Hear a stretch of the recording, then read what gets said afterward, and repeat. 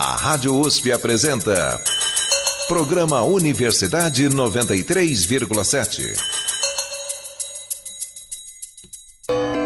Especial Templos Religiosos.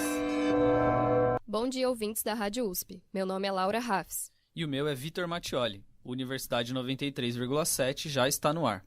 A diversidade religiosa no Brasil está aumentando. E a religião não afeta apenas as pessoas. Ela influencia a história e cultura da sociedade. No programa de hoje, você vai acompanhar a experiência dos nossos repórteres em diferentes cultos religiosos por meio de crônicas jornalísticas. Conosco aqui no estúdio está também o repórter Marcos Hermanson. Bom dia, Marcos. Bom dia, Vitor. Bom dia, Laura. Bom dia. E para comentar nossas crônicas e conversar sobre algumas das religiões brasileiras, convidamos o professor Eulálio Figueira, do Departamento de Teologia e Ciências da Religião da PUC São Paulo. Bom dia, professor Eulálio. Obrigado por aceitar nosso convite e participar da nossa mesa. Bom dia, Laura. Eu que agradeço o convite de vocês, muito simpático. Excelente. Bom, com as devidas apresentações feitas, vamos então dar início às nossas crônicas. A minha crônica relata uma visita que fiz ao Mosteiro de São Bento, que fica bem no centro popular da cidade de São Paulo. Ele é quase um refúgio no meio do caos paulistano. Mas para mim, o mais legal de tudo é a história. Tem muita história para ser contada ali. Vamos ouvir.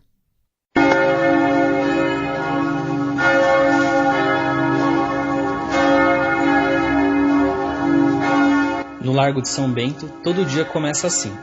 Às 7 da manhã os sinos tocam e avisam a todo mundo que a primeira missa do dia está começando no Mosteiro de São Bento. Mas o que eu, que mal lembro as frases do Pai Nosso, fui fazer em um mosteiro às 7 horas da manhã? Bom, eu explico. Não estava ali pelo contato com o divino, mas sim pelo contato com a história.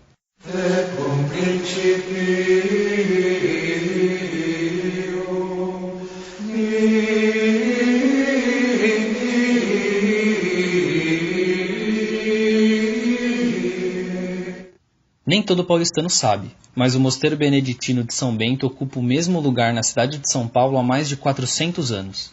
E por isso, ele pode ser considerado o sítio histórico mais antigo da cidade. E tudo por lá transpira história.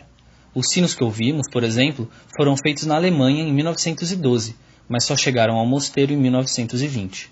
O conjunto é formado por 6 sinos de cobre maciço, com nomes e pesos diferentes. O som deles é realmente inconfundível.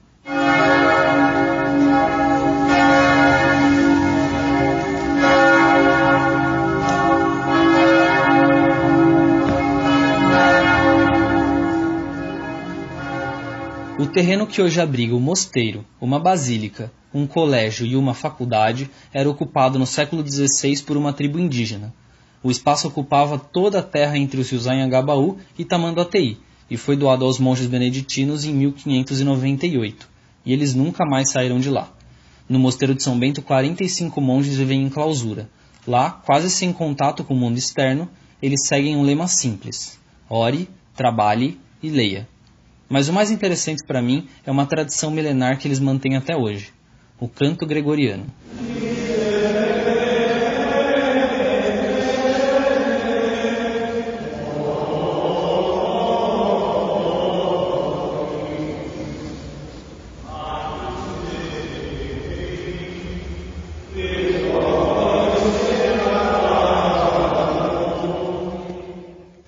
Nas missas, entre sermões, leituras de escrituras sagradas e a tradicional Eucaristia católica, os monges cantam em coro e sem o acompanhamento de instrumentos musicais.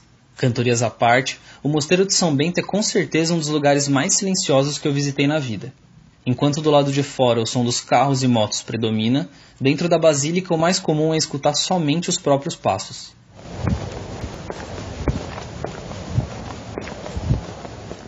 Os monges também trabalham intensamente na produção de pães, bolos, geleias e até cervejas, que são vendidas em uma padaria elegante localizada no complexo do mosteiro. A qualidade dos produtos com certeza fica acima da média, mas os preços também. Mesmo assim, eu achei que a experiência não estaria completa se eu não comprovasse o trabalho dos monges pessoalmente. Decidi comprar o pão São Bento, um dos mais tradicionais, feito à base de mandioquinha. Quer notinha? Não. Muito obrigada. Eu que agradeço. Em casa, eu percebi que os R$25 valeram muito a pena. Quando eu desci as escadas do mosteiro para chegar ao metrô, os sinos começaram a tocar novamente, me avisando que já eram 8 horas da manhã.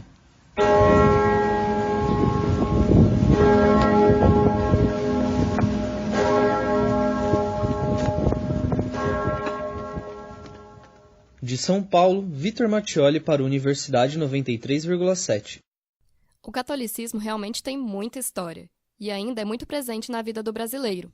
A repórter Juliana Lima visitou uma igreja católica em um bairro simples da zona leste de São Paulo.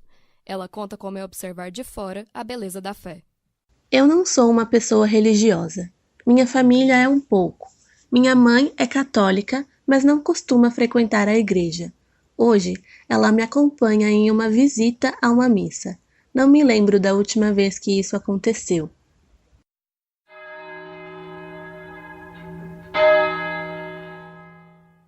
O local é muito diferente do que eu me lembrava de quando ainda frequentava uma igreja quando era criança. Estamos na Igreja Católica Sagrado Coração de Jesus, padroeiro do Jardim Marília, localizada em um bairro simples da zona leste de São Paulo. O ambiente é modesto, iluminado e me aparenta muito amigável, assim como as pessoas. Chegando cedo, podemos ver as pessoas se acomodando aos poucos. Todos muito simpáticos, se cumprimentam. Até mesmo o padre diz olá para as pessoas, inclusive para as forasteiras sentadas na segunda fila.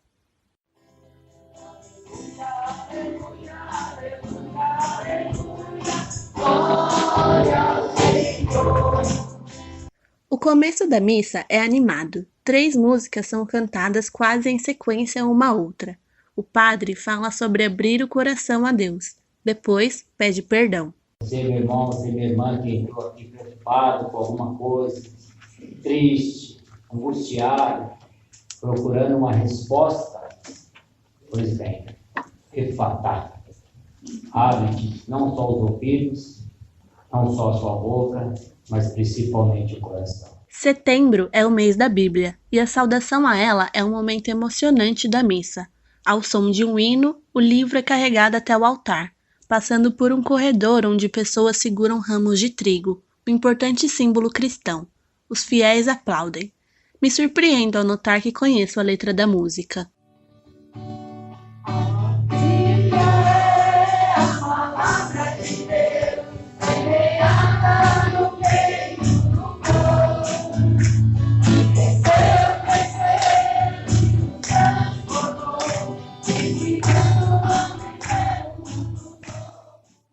São feitas algumas leituras e depois orações. É como se a missa tivesse finalmente começado para mim. Reconheço algumas coisas clássicas da igreja, a hóstia, o dízimo. Apesar de conhecer as orações, me sinto um pouco perdida.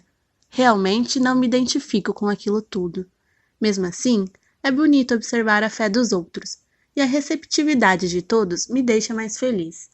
A experiência modifica minha concepção sobre a Igreja Católica, há tanto tempo nebulosa para mim. De São Paulo, Juliana Lima. A Igreja Católica é uma instituição milenar e seu poder reverbera até hoje, como nós ouvimos nas crônicas. Professor, queria perguntar o que o senhor achou dessas 2 primeiras crônicas.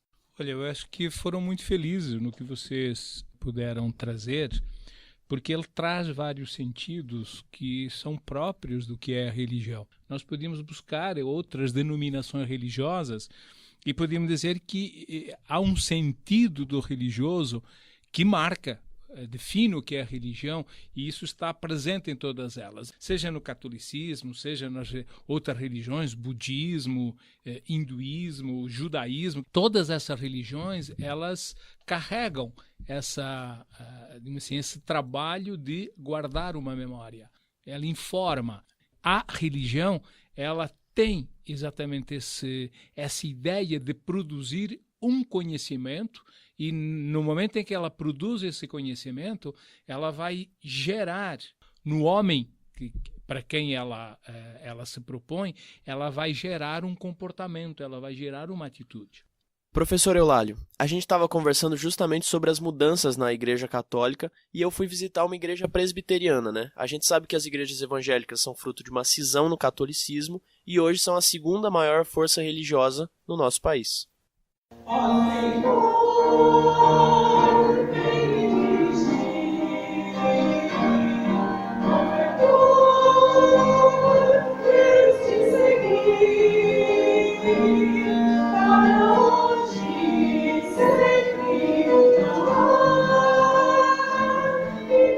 Saí da USP onde estudo e bastou atravessar a ponte da cidade universitária e descer as escadarias para me deparar com a Igreja Batista de Pinheiros, fundada há 112 anos e transferida para aquela sede há apenas 6. Sob o som ensurdecedor da Marginal Pinheiros, sofri até encontrar a entrada e, depois de entrar, tive minhas dúvidas se não seria barrado, mas segui em frente. Meio perdido entre os belos corredores, as janelas cristalinas e o chão limpíssimo, consegui finalmente encontrar o auditório onde se realizava o culto. Pois vosso Pai Celeste sabe que necessitais de todas elas. Buscai, pois, em primeiro lugar. Hoje o evangelismo, que congrega as igrejas presbiteriana, anglicana, calvinista e pentecostal, é a segunda maior vertente religiosa no Brasil. São 42 milhões de adeptos, quase 30% da população. Essa vertente do cristianismo tem crescido principalmente entre os mais pobres, e sua ascensão costuma coincidir com os períodos de prosperidade econômica, geralmente atribuído ao esforço de cada cidadão em trabalhar e fazer o seu pé de meio. Então, se você tem essa ideia de que, puxa, para que tirar um dia na igreja para falar sobre finanças, é besteira, não pense assim. Deus nos ama tanto que Ele nos deixa orientações para todas as áreas da nossa vida, inclusive na vida financeira. O culto começou com leituras da Bíblia, depois uma cantoria ao som do piano, e em seguida, orações lembrando das fiéis que não estavam presentes. Oramos para quem queria engravidar ou para as que estavam doentes ou com dificuldades. Vale dizer que hoje em dia parece que ninguém está imune à tecnologia mesmo. A pastora terminou sua oração mais rápido que o resto das mulheres na plateia e sutilmente pegou o celular para olhar as mensagens no WhatsApp. Mas isso nem chegou perto de atrapalhar tanto o culto quanto as irritantes notificações que soavam ao meu lado, emitidas pelo celular de uma senhorinha simpática. Em seguida, subiu ao púlpito o pastor Robson, que deu um sermão sobre a avidez pelo dinheiro, a importância de manter uma vida financeira regrada e de não se aproveitar dos mais vulneráveis para oprimi-los. Mas alguém que se vale da pobreza de outro, da necessidade do outro para levar vantagem. Na época em que foi trazida para cá, a IP de Pinheiros tinha pouco mais de 60 fiéis, e se hoje conta com mais de 2.000, é por conta do trabalho de comunicação na internet, com transmissão dos cultos e convite aos pastores pop nas redes, que vêm ao templo e lotam os auditórios e salões anexos. De São Paulo, Marcos Hermanson.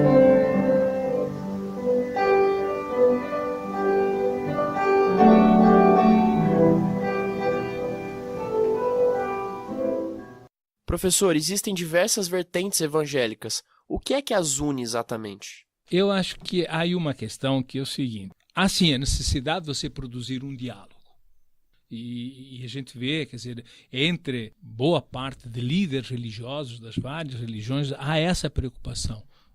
Há um autor, um teólogo que eu costumo trabalhar bastante com ele, que é o Hans Küng.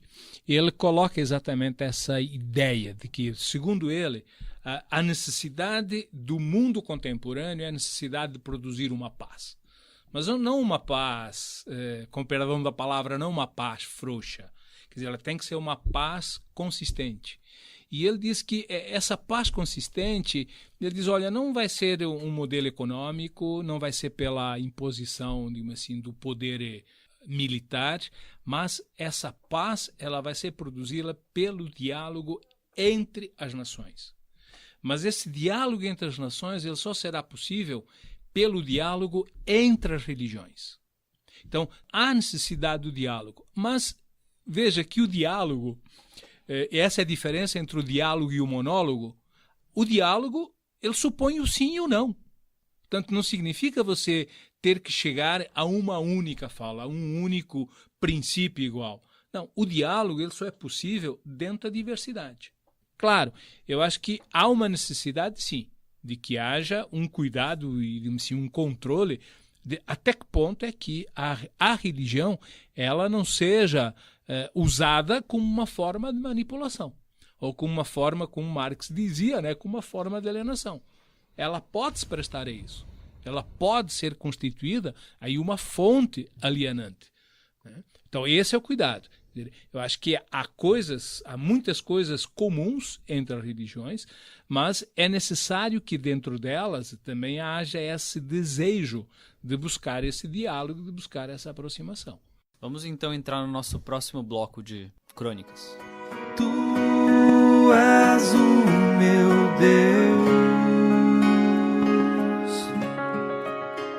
vamos falar do espiritismo kardecista. O kardecismo é uma doutrina espírita que teve seus fundamentos codificados por Allan Kardec. O Evangelho segundo o Espiritismo, o Livro dos Espíritos, o Livro dos Médiuns, o Céu e o Inferno e a Gênese são as obras trabalhadas na doutrina espírita kardecista. Me acompanhe no meu retorno à minha terra natal, onde eu frequentava o centro espírita da minha cidade. Você se foi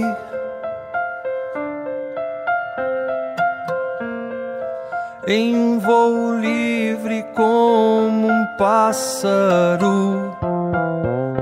Essa foi uma música do CD espírita de Juliano Melo. Na verdade, desde criança tive contato com o espiritismo. Quando eu ainda morava em Rio Verde, uma cidadezinha do interior de Goiás, sempre costumava frequentar o centro espírita de perto de casa. Minha mãe era quem me levava toda semana. Agora, volto novamente ao centro espírita Eurípides Barçanufo. O nome é uma homenagem a um dos grandes expoentes da doutrina espírita no Brasil. Aqui está cheio. Várias pessoas se acomodam nos bancos com suas famílias.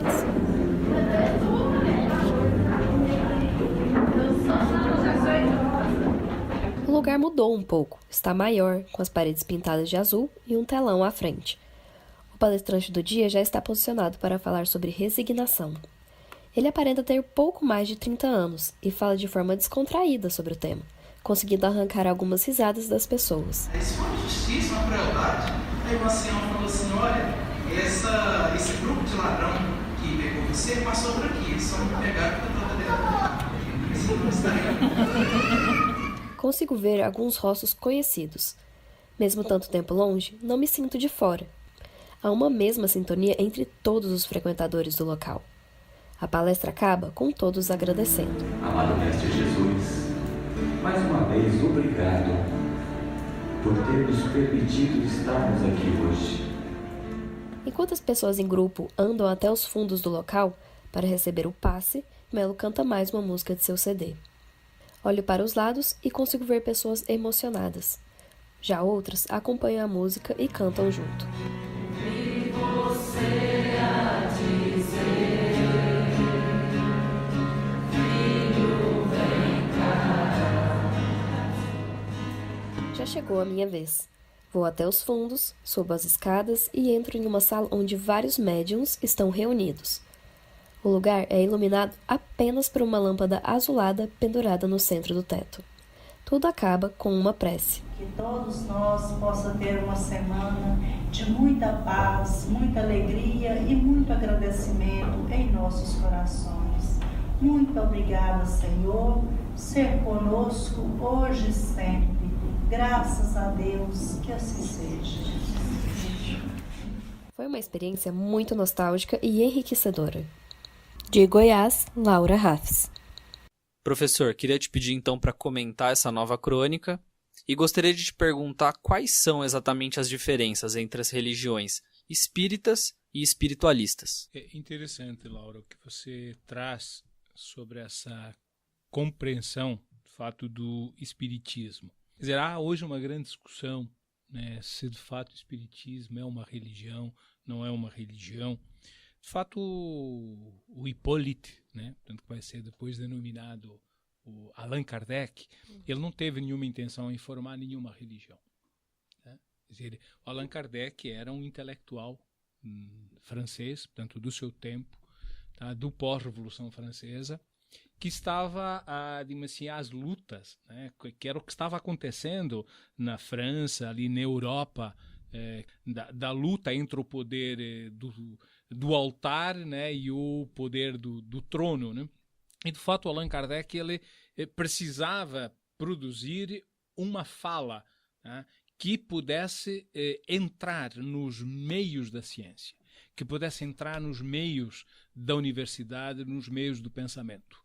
Portanto, garantir o espírito do religioso diante desse cenário, que era o cenário de completa negação do religioso, portanto, de uma secularização absoluta. Então, quer dizer, ele vai exatamente produzir aquilo que a gente pode chamar uma filosofia de vida, ou, com muito esforço, uma filosofia religiosa. Mas, claro, quer dizer, isso vai ganhando, quer dizer, aquilo que o Kardec, de fato, vai produzir, vai ganhando novas configurações, vai saindo dos próprios muros dali de França e vai entrando, quer dizer, nos vários espaços. Então, de fato, hoje essa é a grande questão. Você vai ter pessoas que dizem que sim, que o espiritismo é uma religião, e vai ter pessoas dentro do próprio espiritismo que dizem, não é, nós não queremos que se constitua uma religião. Porque aí ela ganha, digamos assim, eu diria uma riqueza maior, tá? Na medida em que, de repente, não há necessidade de você ter única e exclusivamente uma religião. E quando o Vítor pergunta, por exemplo, essa diferença entre religiões espiritualistas e religiões espíritas, então, de fato, é isso. Quer dizer, o espiritismo, ou essa religião espírita, seria aquela religião que está fundada em doutrinas dos espíritos, né? As espiritualistas, não. São as religiões que acreditam, que têm a concepção de que há uma dimensão espiritual, tanto de que existem espíritos. Religião espírita, né, são aquelas, então, que definem como uma doutrina centrada exatamente, então, na crença, informada pelo poder dos espíritos. E ao contrário do que podemos conhecer até agora, a Umbanda é uma religião totalmente brasileira. Vencedor de demanda, quando chega no reino, é pra saudar, filho de Umbanda. A nossa repórter Ana Helena foi a um terreiro de Umbanda. O local se chama Templo da Luz Azul. Durante as sextas à noite, o terreiro faz as famosas giras ou atendimentos espirituais e auxiliam aqueles que precisam de ajuda. A crônica que você vai escutar agora passa toda a singularidade dessa religião.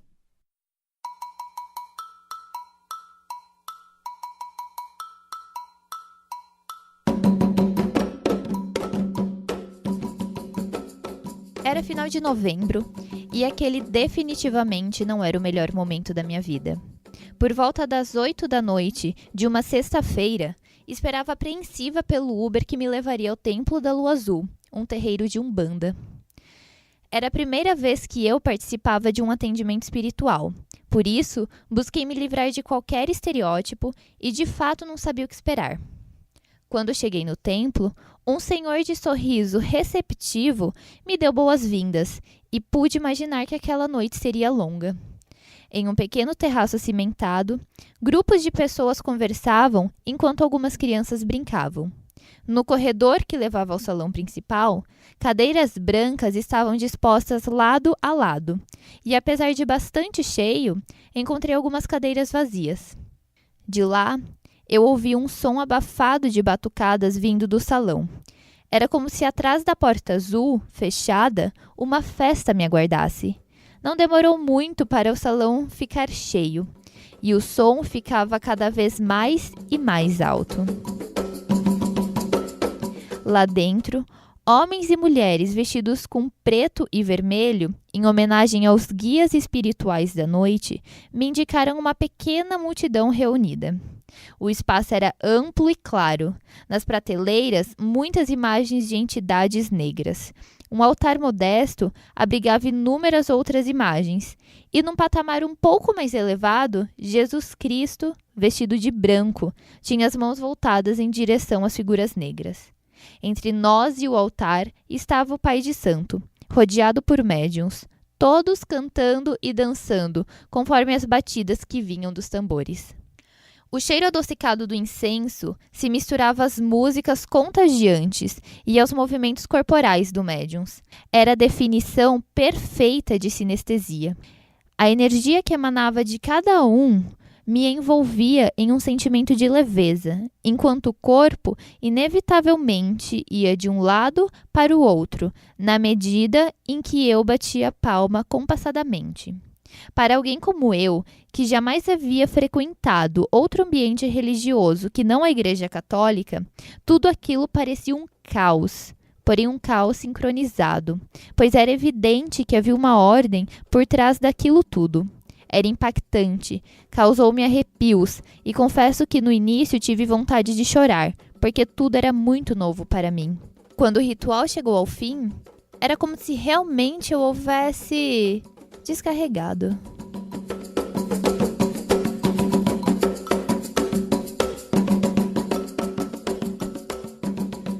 Professor, como foi visto, a Umbanda é uma religião brasileira. Como ela surgiu e quais são suas raízes? A religião ela traz uma função, ela tem um papel determinante, tá, na vida dos indivíduos. Tá, por exemplo, não cabe à religião explicar nada. A religião não explica, isso é coisa de ciência. Mas a religião ela justifica. Então, o papel da religião está em justificar uma determinada realidade, uma determinada situação para o seu fiel, para o seu seguidor. A Umbanda, veja que ela, e muito bem você coloca, ela é uma religião eminentemente brasileira. Ela é criada no Brasil em 1908 por um jovem menino de 16 anos, o Zélio Fernandino de Moraes, no Rio de Janeiro, em São Gonçalo. Ele tinha tido vários problemas de saúde, inclusive tendo sido internado em um hospital psiquiátrico. E aí ele vai à casa de um médium. E lá, nessa casa, o caboclo das 7 encruzilhadas incorpora o Zélio. E aí ele diz, eu vim aqui fundar a Umbanda. E aí começa a Umbanda. E quais são as suas raízes, as suas origens?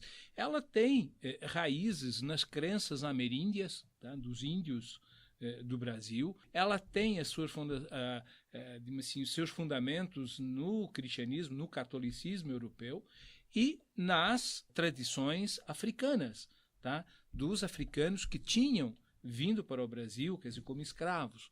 Tá? Então, de fato, aqui surge a Umbanda. Bom, a gente está caminhando para o final do programa Universidade 93,7. Eu queria abrir esse espaço para o senhor fazer suas considerações finais, falar o que o senhor quiser, o microfone é seu. Bom, eu agradeço abrir o microfone, é sempre um perigo abrir o microfone para um professor, porque aí ele não para mais, né? Mas eu agradeço a gentileza de vocês e a simpatia de vocês terem me convidado para virmos aqui conversar um pouco sobre essas questões da religião. Eu coordeno na PUC um curso de pós-graduação lato sensu em ciência da religião. Hoje nós estamos assistindo cada vez mais esse entendimento de que a religião, talvez, ela nunca desapareceu. Ela nunca saiu do cenário. Tá? Talvez a academia, quer dizer, a ciência não tenha percebido. O homem comum, digamos assim, o homem cotidiano, ele continuou, tá, tendo a religião, independentemente se a religião estava nos bancos da academia ou não. E hoje há uma necessidade, de fato, de se entender, de se estudar, de se perceber qual é essa função da religião, mas eu sempre digo, há necessidade sim de que a universidade, de que os pensadores, eles estejam em contato, tá, de fato, com aquilo que o homem religioso fala e que aquilo que o homem religioso expressa, portanto, através do dinamismo da religião. Perfeito. Queria mais uma vez agradecer a presença do professor Eulálio Figueira. Queria agradecer também ao Marcos e à Laura que nos acompanharam aqui hoje. E com isso a gente chega ao final do especial Templos Religiosos do Universidade 93,7. Mãe d'água, seu canto é bonito quando tem o ar. Como é lindo o canto de Iemanjá. O programa de hoje teve a apresentação de Laura Rafs e Vitor Mattioli. Reportagens de Ana Helena Corradini, Juliana Lima, Laura Rafs, Marcos Hermanson e Vitor Mattioli. As músicas que você ouviu nesse programa foram De Volta Pra Casa e Tu És Deus, ambas de Juliano Melo, Saudação de Ogum, cantada por Márcio Barravento, Canto de Iemanjá e Salve Mater Misericordiae. Obrigado pela audiência e um bom dia a todos. A Rádio USP apresentou Programa Universidade 93,7.